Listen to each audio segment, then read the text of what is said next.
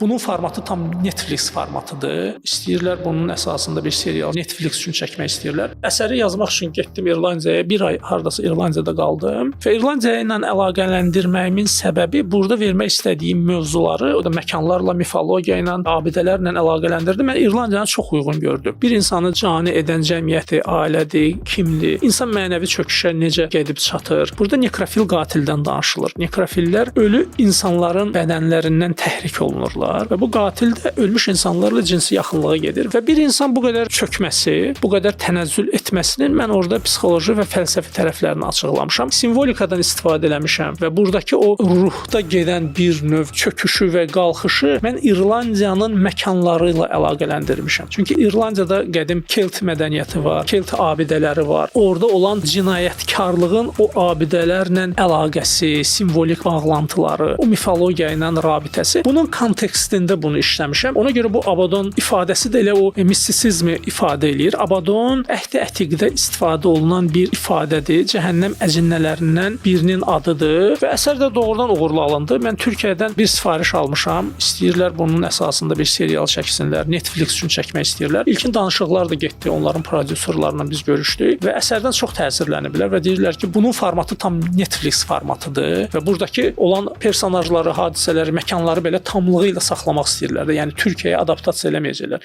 Hadisələr İrlandiyada gedəcək, çəkilişlər orada olacaq və belə bir layihədir.